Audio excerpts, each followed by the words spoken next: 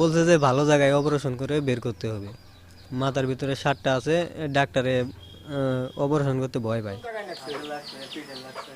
বৈষম্য বিরোধী আন্দোলনে যোগ দিয়ে মাথায় ও শরীরের বিভিন্ন অংশে প্রায় 50টি রাবার বুলেট বিদ্ধ হন এনামুল হক।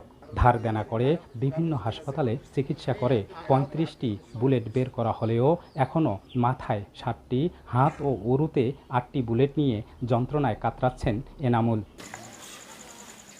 ঝুঁকি থাকায় উন্নত চিকিৎসার মাধ্যমে বাকি বুলেটগুলো বের করতে হবে বলে জানায় চিকিৎসক।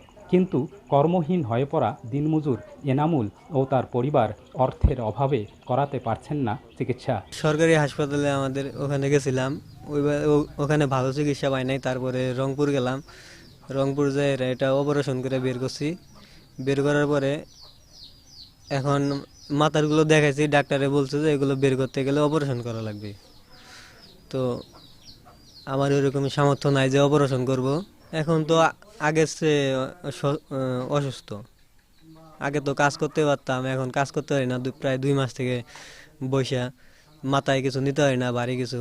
তারপর ভালোভাবে ঘুমাইতে পারি না, শক্ত জায়গায় শুইতে পারি না। 2 ভাই ও 1 বোনের মধ্যে এনামুল সবার বড়। বাবা না থাকায় দাদা দাদি সহ 8 জনের সংসারে দায়িত্ব তার কাঁধেই। যতদিন যেতেছে ওর শারীরিক অবস্থা খারাপের দিকে যাচ্ছে।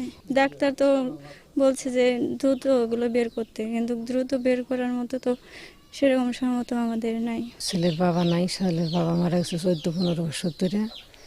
একমাত্র ছেলে সংসার চালায়। খুব আমাদের কষ্ট হচ্ছে। সরকারের কাছে আবেদন, ছেলে ভালো করে চিকিৎসাপাতি করব। বৈষম্য বিরোধী আন্দোলনে স্বৈরাচার সরকারের পতন হলেও দরিদ্র পরিবারের গুলিবিদ্ধ এনামুলের জীবনে নেমে এসেছে ঘোর অন্ধকার। স্থানীয়রা জানান, তাদের সহায়তায় এনামুলের কিছু চিকিৎসা হয়েছে, বাকি দায়িত্ব নিতে হবে বর্তমান সরকারকেই। চিকিৎসাপাতি কী যা করবো, এই তো পড়ে গেছে। ওই একটা চ্যাংরা ওই চেলার কাম কাজ করতেছে, তাই দিয়ে চলতেছে, দিন ভাত চালাইতেছে। এখনকার আমরা সরকারের যদি কোনো দয়া করে তাহলে সে একটু রেহাই পাবো। গরিব মানুষ এই অভাবের কারণে বাই করা পাইতেছে না, সরকারিভাবেও কোনো সহযোগিতা পাইতেছে না। আমি কিন্তু আরও বেশ কিছু নেতাবাতার কাছেও কথা বলছি যে আর ইয়াটা দেখুন, একটু চেষ্টা করে দেখুন, কিন্তু আজও পর্যন্ত আমরা পাইনি। কে গুলি লাগছে তো সে এখন তো যে গরিব মানুষ, এখন আইসা চিকিৎসা করতে পারছে না, সরকারের কাছে কোনো অনুদানও পাইতেছে না। এখন আমরা সরকারের কাছে সহযোগিতা চাই। এনামুল হক কুড়িগ্রামের ভুরুনগামারী উপজেলার বাগভান্ডার ঝুঁকিয়াপাড়া এলাকার বাসিন্দা। বাদশা সৈকত, সময় সংবাদ, কুড়িগ্রাম।